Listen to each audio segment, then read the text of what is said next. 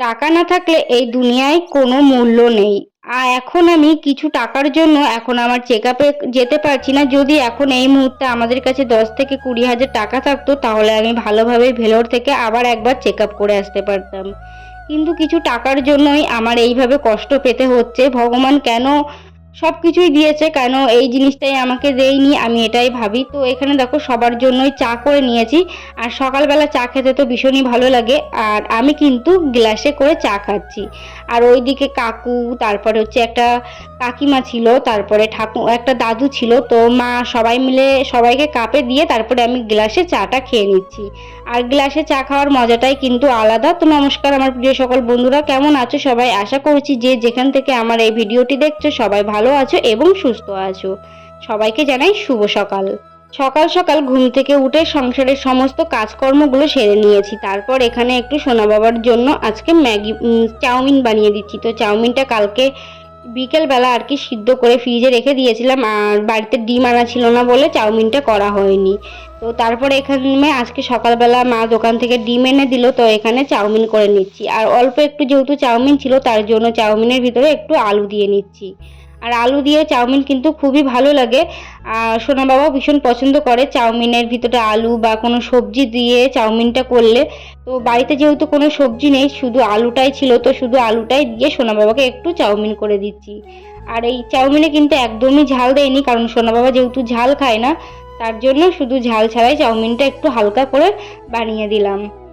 আর ওইদিকে পান্তা ভাত আছে, পান্তা ভাত আর হচ্ছে মা খাবে পান্তা ভাতটা, আর আমি ছাতু খেয়ে নেবো। আর এই চাউমিনটাও সবাই অল্প অল্প করে খেয়ে নেবো। তো এই হলো আজকে আমাদের সকালের খাওয়া দাওয়া। এই মানে একদম মধ্যবিত্ত পরিবেশে, জানো তো, ফ্যামিলিতে এর থেকে বেশি আর কিছু চাওয়ার আশা আমি করি না। তো যতটুকু ভগবান দিয়েছে, আমার অনেক কিছুই দিয়েছে। তো ভগবানের কাছে আমার আর কিছুই চাওয়া নেই, আমাকে অনেক কিছুই দিয়েছে আর জীবনে আমি চাই না। এই পৃথিবীতে যদি একটা ভালো স্বামী এবং একটা যদি ভালো শাশুড়ি পাওয়া যায় তাহলে কিন্তু আর কিছু দরকার পড়ে না। তো এই দুটোই আমি পেয়ে গিয়েছি, আর কিছুই চাই না আমি। তো আমি এটাই শুধু চাই ভগবানের কাছে আমার এই চ্যানেলটা একটু সাকসেস হয়ে যায়, যেন আমি অনেকের পাশে দাঁড়াতে পারি, বা আমারও নিজের কিছু ইচ্ছা শখ শান্তি থাকে সেগুলো যেন পূরণ করতে পারি। আর এদিকে চাউমিন রেডি হয়ে গিয়েছে, এখন সোনা বাবাকে ঘুম থেকে ডেকে নেবো, ও এখন ঘুমাচ্ছে। Babai, good morning. Good morning. Chowmein করেছি, ওটো খাবে তো? ওটো এখন কটা বাজে? 7:40 হয়ে গেল। ওটো চাউমিন করেছি, তাকাও আমার দিকে। গুড মর্নিং বলো। গুড মর্নিং সোনা বাবা। গুড মর্নিং সোনা বাবা। গুড মর্নিং মা। তোমরা এখনো পর্যন্ত যারা আমার ভিডিওটি দেখছো, যদি ভিডিওটি ভালো লেগে থাকে তাহলে একটা লাইক, কমেন্ট এবং চ্যানেলটা সাবস্ক্রাইব করে দিও এবং আমার পাশে থেকো। আর একটা লাইক করে দিও, যে তোমরা লাইক করলে আমার ভিডিও করতে আরো বেশি ভালো লাগে। তো আমি জানো তো ফুল ভীষণই ভালোবাসি। আর যখন মাঝে মধ্যে গাছে অনেক ধরনের ফুল ফোটে তখন কিন্তু ফুল নিয়ে এরকম কিছু করার চেষ্টা করি। তো ভীষণই ভালো লাগে আমার ফুল।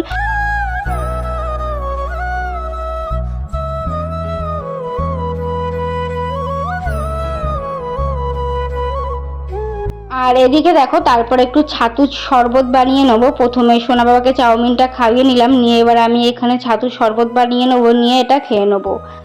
আর একদমই পারছি না, শরীরটা এতটাই খারাপ হয়ে পড়ছে দিন দিন, আমি না পারছি কোনো ভিডিও করতে, না পারছি কিছু করতে। তো এই ভিডিওটি অনেকটাই ছোট, হয়তো 8 থেকে 9 মিনিটের ভিডিও হবে। তো অনেক বেশি কষ্ট করে কিন্তু এই ভিডিওগুলো করতে হচ্ছে আমার। তো প্রচুর পরিমাণে কষ্ট হয় এই ভিডিওগুলোর পিছনে মানে খাটতে। আর তারপরে যদি আমাকে কেউ সাপোর্ট না করে তাহলে কিন্তু অনেক বেশি কষ্ট হয়।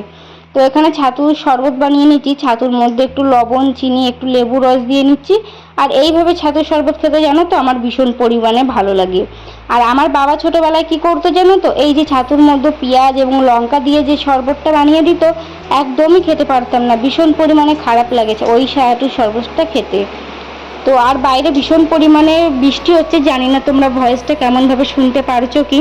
আর এখানে দেখো ছাতুর ওই গ্লাসটা নিয়ে কাকিমাদের বাড়িতে চলে এসেছি, কাকিমাদের বাড়িতে বসে গল্প করছিলাম আর খাচ্ছিলাম। আর ছাতুটা খেয়ে তারপরে এখানে হচ্ছে কিছু ফল, মানে বাবা আগের দিন যে আমটা এনেছিল সেই আমটা কেটে নিয়েছি। আর বাড়িতে একটা আনারস ছিল, সেই একটা না হাফ আনারস কাটা ছিল, সেই আনারসটা ফ্রিজ থেকে বের করে আর কি কেটে নিচ্ছি। তো যেদিন হয় আর কি সেদিন অনেক কিছুই হয়ে যায়।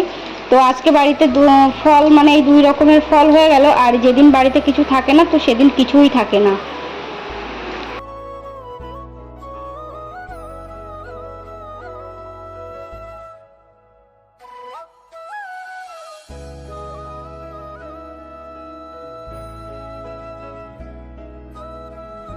আর এখানে দেখো স্নান করে তারপরে চলে এসেছি ছাদে জামা কাপড় মেলতে। আর সোনা বাবা যেহেতু ছোট, তার জন্য রোজ রোজ আমার অনেক বেশি জামা কাপড় হয়ে যায়। তো সব জামা কাপড়গুলো নিয়ে ছাদে চলে এসেছি। আর আজকে দুপুরবেলা রান্না করছে মা, কারণ শরীরটা এত বেশি খারাপ যে আমি রান্নাও করতে পারছি না, না কোনো পারছি কাজ করতে। তার জন্য এই কদিন ধরে মা সংসারের সমস্ত কাজকর্ম করছে এবং রান্নাও করছে। তো মা রান্না করছে বলে এইদিকে হচ্ছে আমি জামা কাপড়টা মেলে তারপর ঠাকুরকে ভোগ দিয়ে তারপরে হচ্ছে একটু রেস্ট নেবো, কারণ আমার রেস্টের খুবই প্রয়োজন আছে। এই মুহূর্তে ভীষণ পরিমাণে শরীর খারাপ হচ্ছে, যদি একটু রেস্ট নিতে পারি তাহলে একটু সুস্থ লাগছে।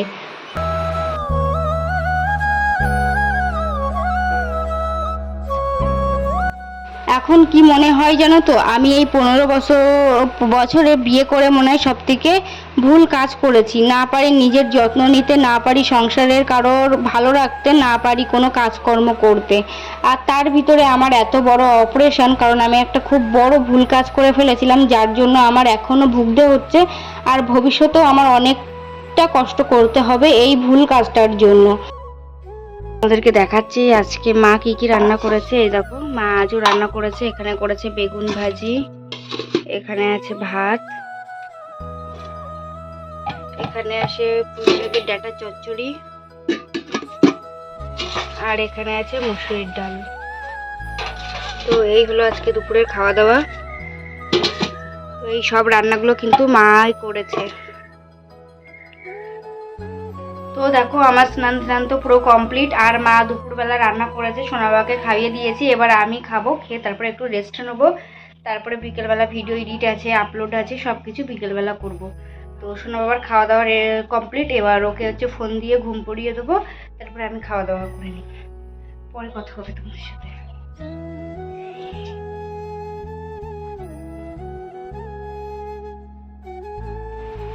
আর এখানে দেখো সন্ধ্যাবেলা হচ্ছে আমি একটু নেল পালিশ পরছিলাম, আর এখানে সোনা বাবাও আমার হাতের থেকে নেল পালিশ নিয়ে ও 2 পায়ে আর 2 হাতে কি করেছে দেখো, পুরো নখটা, পায়ের নখ আর হাতের নখ পুরো কালো নেল পালিশ মেখে পুরো একদম ভর্তি করে দিয়েছে। আমি বারবার করে বললাম দে আমার কাছে, তো আমার কাছেও তো দেবেই না, খুব জেদা, যেটা বলবে সেটা করতে দিতেই হবে। তো আজকের ভিডিওটি এই পর্যন্তই থাক। ভিডিওটি ভালো লাগলে লাইক, কমেন্ট এবং চ্যানেলটা সাবস্ক্রাইব করে দিও।